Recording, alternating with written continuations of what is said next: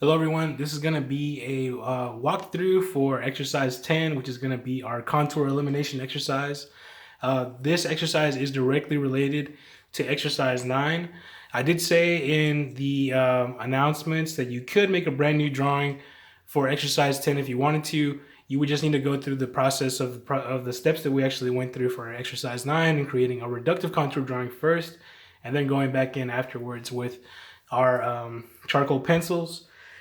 So for this exercise, we're going to be focusing on eliminating contours that were left behind from our exercise 9 reductive charcoal drawing, as well as helping kind of push the value range in our drawing to help our drawing more closely resemble the relationships happening in our reference images.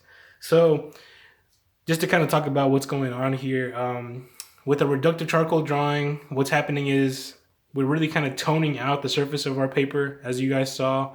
And what this toning does, and whenever we're rubbing the paper towel into the surface of our paper, it's actually staining the paper, which is great in that because we are able to create toned background, really fast background activation that we don't typically have before since we focus so much on our objects. This kind of toning helps us develop this kind of atmosphere, kind of setting around our objects.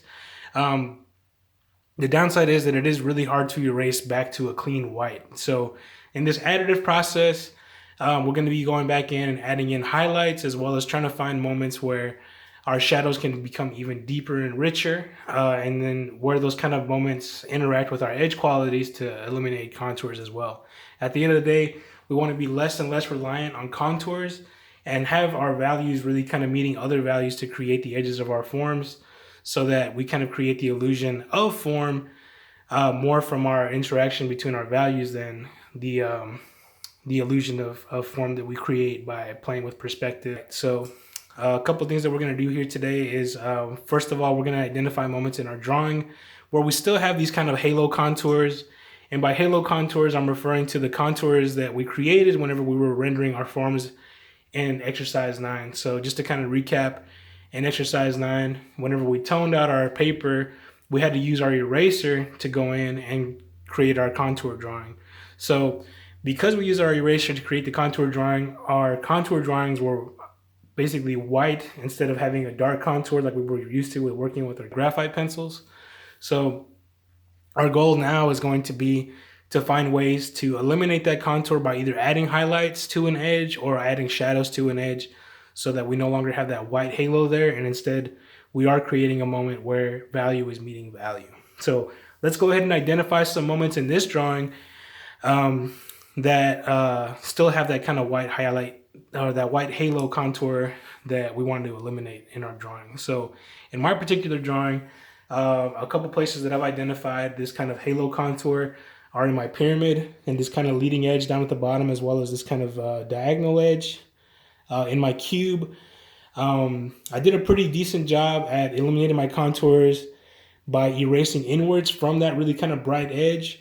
But I see here on the right hand side that I still have that vertical, that nice kind of pop of white. Luckily, it kind of jumps out at us from that gray. So it's very easy to identify and pretty easy to eliminate, I think, because we have that nice rich shadow here in that nook. So that tells me that one way that I could eliminate that white contour is by pushing the value of that shadow closer up against the edge of my cube to help get rid of that white line completely. So in that situation, when working from the outside in, right up against that edge, in the situation that I have with my pyramid, it could be that I eliminate that bright white diagonal contour by pushing the value on the edge of my pyramid out past that white contour so that I no longer have that highlight there and instead have a richer shadow, a more crisp line along that edge. It's all really going to depend on the relationship that we see in our reference image. At the end of the day, we really do want to be responding to the relationships that exist in the reference image, just in the way we would be responding to relationships that we have with objects that are sitting in front of us. So like we did in project 1, there will come a time in the future when you will compose your own compositions. And if you're working from observation, it's best to draw what's in front of you and not really kind of get too inventive. So it's easier to kind of respond to the relationships that we can visualize versus trying to imagine things and trying to create logic from imagined situations. So Let's focus first on trying to eliminate these white contours, and then we can look for values that we think we can actually punch up to make our drawing look like it has a fuller value range instead of kind of being in this middle range of value. So I was able to eliminate my contours on my cube, as well as my pyramid, as well as the white contour that was on the bottom of my sphere that I forgot to point out. And the way I did this was through a couple of different techniques. For the most part, it was adding in shadows or pushing shadows up against the contours. For instance, on my cube, what I did here was I pushed that shadow right up against that the inside edge of that kind of hollow contour that I had there to eliminate that first contour, that little bit that was making contact with the shadow. Then I got my ruler, put it up against my cube's edge here. Then I got my charcoal pencil and then used my charcoal pencil to actually eliminate that contour by creating a pretty subtle sharp shadow on that edge.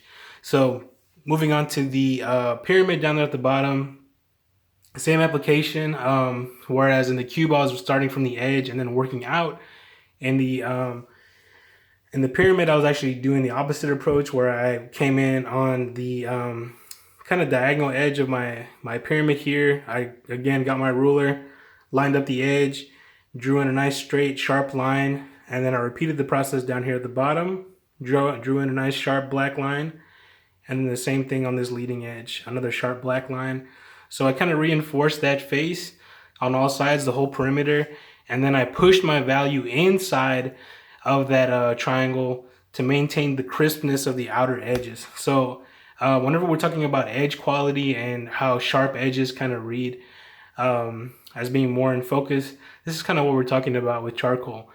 Charcoal by its nature is a very soft pigment, which makes it super easy to smudge and super easy to kind of make a blurry image. So maintaining a sharp edge quality is super important. So like I said before, or just a moment ago, I did start off with a nice sharp perimeter. And what I did was I worked from the inside of that line and pushed my values inside of that face of my pyramid to create a slightly darker value than I was able to achieve with just the reduction to create a fuller range of values in my drawing. This is also what I did on my sphere.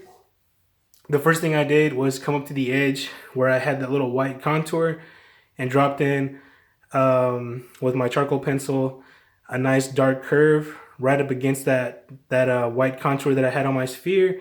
And then after I dropped in that curve, what I did was kind of lightly trace out the perimeter of my shadow here and then filled in that shadow. So what that did is it created a little bit more contrast inside of that shadow, and then making that area darker helped kind of bring out some more subtle values in my sphere, right? So a lot of times whenever we're working with that white charcoal, there's only so much we can do to get things looking brighter. So sometimes the solution isn't necessarily to get something to look brighter, but to get things around it darker so that that contrast shift allows those light edges that we do have and we're able to accomplish to make those look more pronounced and brighter in contrast. In this exercise, what we want to focus on primarily is the elimination of contours by adding in any kind of sharp drop shadows, any kind of sharp edges to eliminate that white highlight, and then also building up our values so that we have a fuller range of values in our drawing. Like I said before, reductive charcoal drawings leave us with kind of like a mid-range drawing. What we want to do here is really kind of punch up the highlights and punch up the shadows so that we're able to not only achieve a lot of beautiful midtones, but also nice, sharp, bright highlights and deep, rich shadows. If you notice my objects, the contours that I did have, the white contours that I did have on the bottom of my objects, going back in there and reinforcing some of those shadows with a nice, sharp black line. Those nice sharp moments send those shadows in deeper, seats our objects in our composition, creates a fuller range of value, and makes the composition look more and more complete.